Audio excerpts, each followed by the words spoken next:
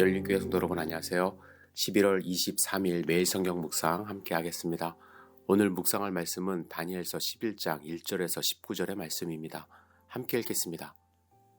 내가 또 메대 사람 다리오 원년에 일어나 그를 도와서 그를 강하게 한 일이 있었느니라. 이제 내가 참된 것을 내게 보이리라. 보라, 바사에서 또 새 왕들이 일어날 것이요 그 후이 넷째는 그들보다 심히 부유할 것이며 그가 그 부유함으로 강하여진 후에는 모든 사람을 충동하여 헬라 왕국을 칠 것이며 장차 한 능력 있는 왕이 일어나서 큰 권세로 다스리며 자기 마음대로 행하리라. 그러나 그가 강성할 때에 그의 나라가 갈라져 천하 사방에 나누일 것이나 그의 자손에게로 돌아가지도 아니할 것이요 또 자기가 주장하던 권세대로도 되지 아니하리니 이는 그 나라가 뽑혀서 그 외에 다른 사람들에게로 돌아갈 것임이라.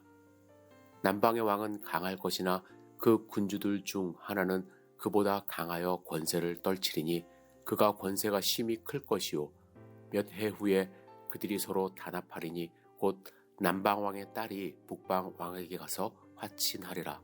그러나 그 공주의 힘이 쇠하고 그 왕은 서지도 못하여 권세가 없어질 뿐 아니라 그 공주와 그를 데리고 온 자와 그를 낳은 자와 그때에 도와주던 자가 다 버림을 당하리라. 그러나 그 공주의 본 족속에게서 난 자 중에 한 사람이 왕위를 이어 권세를 받아 북방 왕의 군대를 치러 와서 그의 성에 들어가서 그들을 쳐서 이기고 그 신들과 부어 만든 우상들과 은과 금의 아름다운 그릇들은 다 노략하여 애굽으로 가져갈 것이요 몇 해 동안은 그가 북방 왕을 치지 아니하리라.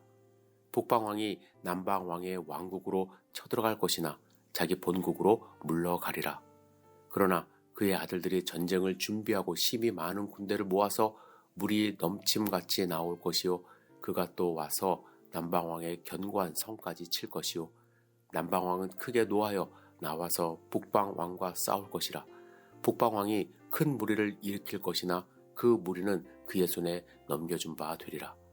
그가 큰 무리를 사로잡은 후에 그의 마음이 스스로 높아져서 수만 명을 엎드려 드릴 것이나 그 세력은 더하지 못할 것이요 북방왕은 돌아가서 다시 군대를 전보다 더 많이 준비하였다가 몇 대 곧 몇 해 후에 대군과 많은 물건을 거느리고 오리라.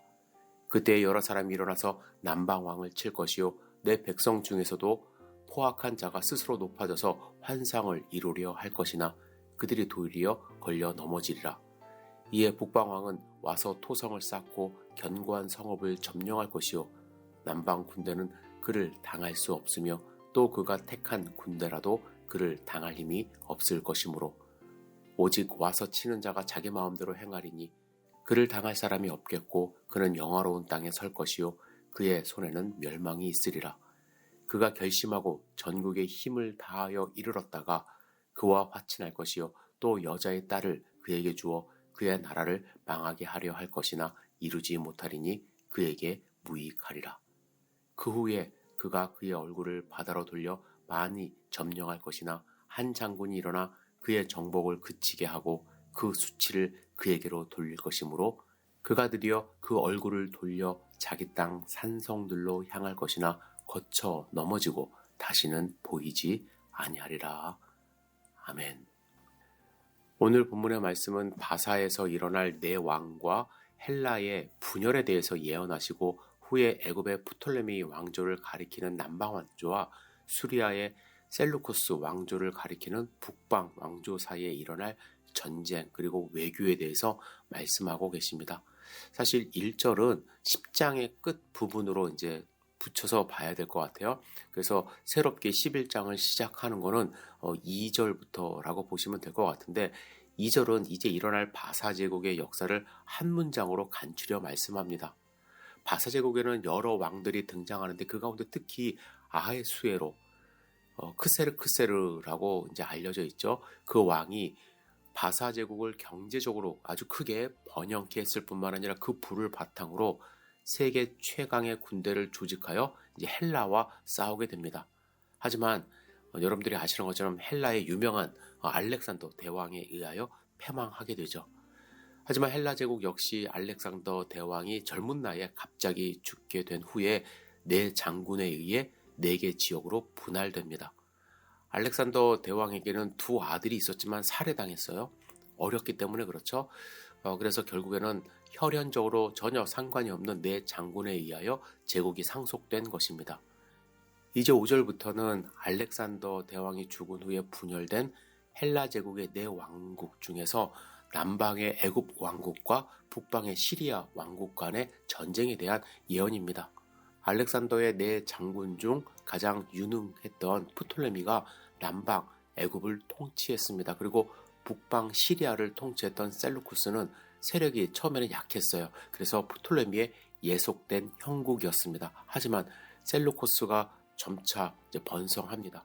그래서 프톨레미 왕국을 압도했고 셀루쿠스 왕조의 안티오쿠스 3세가 딸을 애굽 통치자와 결혼시킴으로써 애굽 전체를 자기 통제 아래 두고자 했습니다.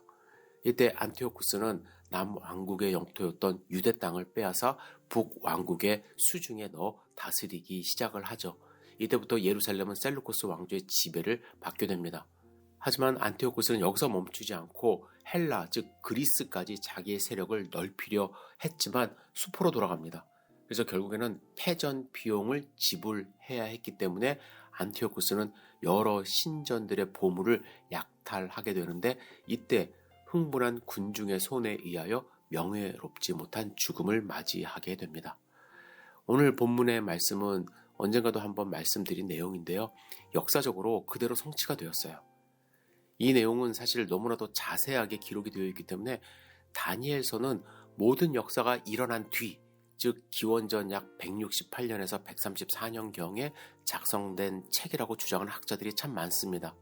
학문적인 견해로는 충분히 주장할 수 있지만 생각해 보시면 다니엘은 하나님의 선지자입니다. 그리고 하나님은 그에게 앞으로 되어질 역사에 대해서 계시하시고 말씀하셨다는 것을 잊지 말아야 합니다.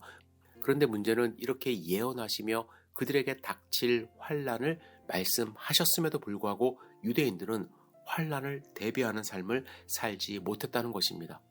사실 우리가 다니엘서를 읽을 때는 모든 역사가 완벽하게 하나님의 말씀대로 성취되었음을 알고 있기 때문에 하나님의 위대함을 우리는 알 수 있고 유대인들을 비판할 수 있지만 당시 유대인들의 입장에서는 이 말씀을 현실적으로 받아들이지 못했을 거예요. 그렇다면 우리는 어떤가요? 하나님의 말씀을 받아들이고 있나요? 미래를 준비하며 살고 있나요? 성경은 우리에게 종말이 있음을 분명히 말씀하고 계시는데 심판이 있음을 계속해서 끊임없이 말씀하고 계시는데 우리는 이 심판에 대하여 대비하고 살고 있는지 내 자신을 돌아봐야 할 것입니다. 고대 근동의 역사가 하나님의 말씀 그대로 성취되었듯이 인류 역사는 하나님의 섭리 안에서 움직이고 그 끝을 향해 가고 있음을 잊지 않고 하나님의 말씀에 순종하는 삶 사시기를 주님의 이름으로 축복합니다. 기도하겠습니다. 전능하신 주님, 역사를 주관하시는 하나님을 믿고 의지할 수 있도록 인도하여 주시옵소서. 하나님의 말씀이 그대로 성취될 것을 믿고 의지하며 종말을 향해 가고 있는 우리 인류 역사를 위하여 기도하고 또 내 자신도 거룩한 하나님의 백성으로 준비된 삶을 살 수 있도록 축복하여 주시옵소서. 예수님의 이름으로 기도드렸사옵나이다. 아멘.